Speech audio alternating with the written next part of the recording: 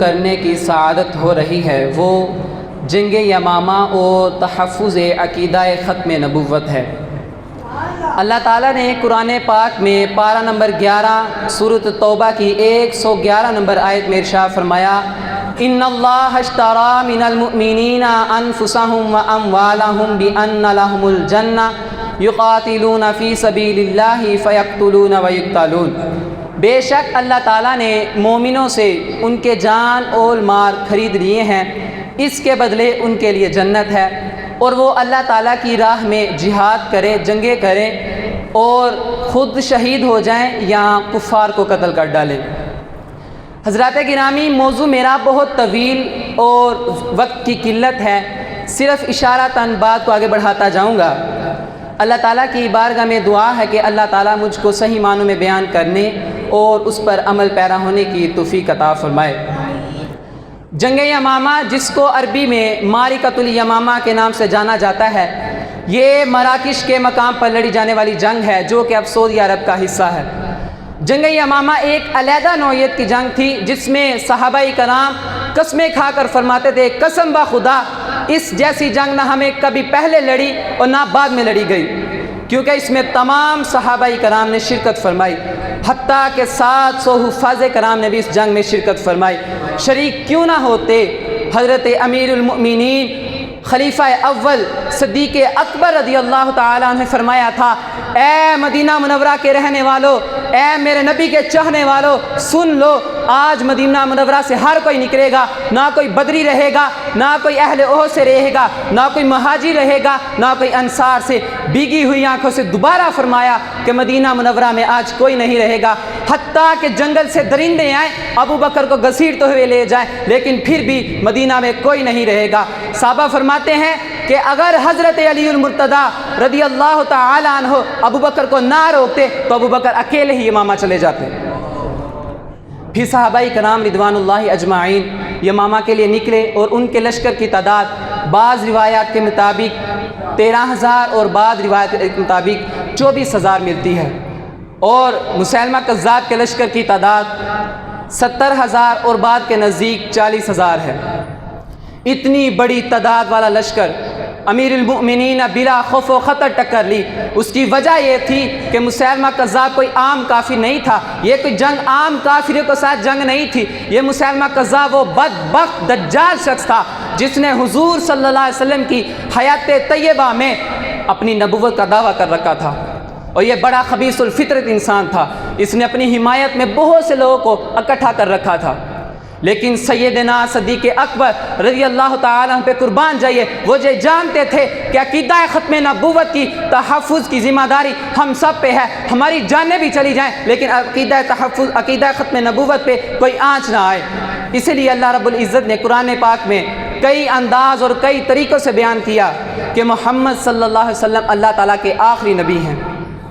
قرآن پاک کی 100 سے زائد آیت اور احادیث میں 200 سے زائد احادیث یہ دلالت کرتی ہیں کہ اللہ تعالیٰ کے آخری نبی محمد صلی اللہ علیہ وآلہ وسلم ہے، جیسا کہ ایک آیت مبارکہ 22ویں پارے کی ہے، ما کان محمد ابا احد من رجالکم ولکن رسول اللہ و خاتم النبیین۔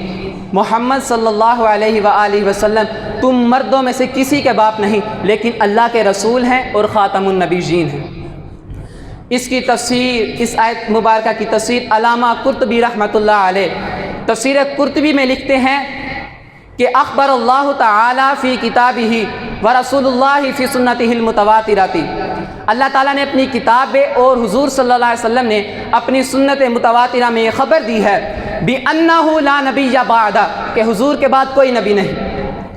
وَمَنِ ادَّعَىٰ بَعْدَ ذَلِكَ أَنَّهُ نَبِيٌّ، اور جس نے یہ دعویٰ کیا کہ وہ حضور کے بعد نبی ہے تو فَهُوَ مُضِلٌّ ضَالٌ كَذَّابٌ أَفَّاكٌ دَجَّالٌ، پس وہ گمراہ ہے، گمراہ کرنے والا ہے، جھوٹا ہے، تہمتیں باندھنے والا ہے، دجال ہے۔ حضرات گرامی، جنگ یمامہ کا عقیدہ ختم نبوت کے ساتھ ایک بہت گہرا تعلق ہے، کیونکہ یہ وہی جنگ ہے جس میں 1200 صحابہ کرام رضوان اللہ اجمعین شہید ہوئے۔ گزشتہ تمام غزوات، تمام جنگوں میں تقریباً 200 سے زائد اور 260 سے نیچے صحابہ کرام شہید ہوئے، لیکن اس جنگ میں 1200 صحابہ شہید ہوئے اور ان میں 300 قاری قرآن شہید ہوئے، 370 قاری قرآن شہید ہوئے۔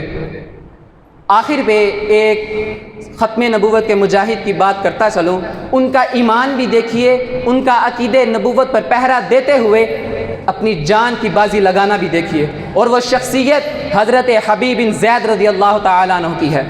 یہ وہ انصاری صحابی ہیں جنہوں نے جنگ یمامہ میں سب سے پہلے اپنی شہادت عطا فرمائی۔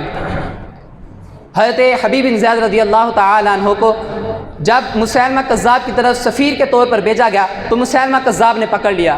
حالانکہ یہ اصول اور قوانین ہیں کہ جب کسی ملک کی طرف یا کسی سلطنت کی طرف کسی سفیر کو روانہ کیا جائے، کسی وفد کو بھیجا جائے، تو اس کو کسی قسم کی کوئی پریشانی، اس پر کسی قسم کا کوئی تشدد نہیں کیا جاتا، لیکن اس بدبخت دجال شخص نے سب الٹا کیا۔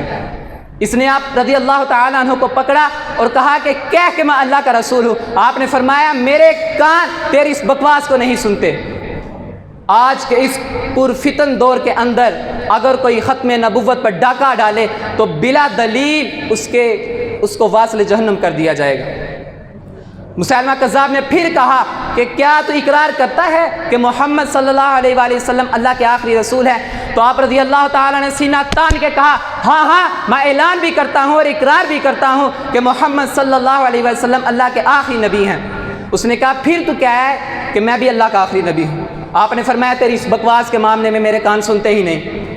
اس نے آپ کو ڈرایا، دھمکایا، پھر موقع دیتے ہوئے کہا کہ کہہ کہ میں اللہ کا رسول ہوں۔ آپ نے پھر وہی جواب دیا تیری اس بکواس والے معاملے میں میرے کان سنتے ہی نہیں۔ آپ نے ذرہ برابر اس کے غصے کی پرواہ نہ کی، پھر بھی یہی وہ جواب دیا۔ اس نے آپ کا ایک بازو اتارا، پھر دوسرا بازو اتار دیا، پھر ایک پاؤں اتارا، پھر دوسرا پاؤں اتارا۔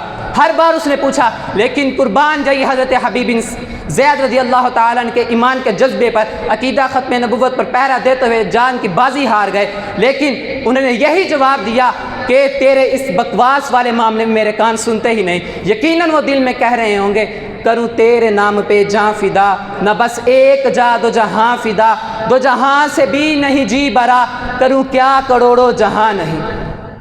اسی وجہ سے آپ رضی اللہ تعالیٰ عنہ کو شہید کر دیا جاتا ہے، اور آپ جاتے جاتے آنے والوں کو یہ پیغام دے کر چلے جاتے ہیں، سر کٹ کے چڑھ جائے تیرا نیزے کی نوک پر، سر کٹ کے چڑھ جائے تیرا نیزے کی نوک پر، پھر بھی تو فاسقوں کی اطاعت نہ کر قبول۔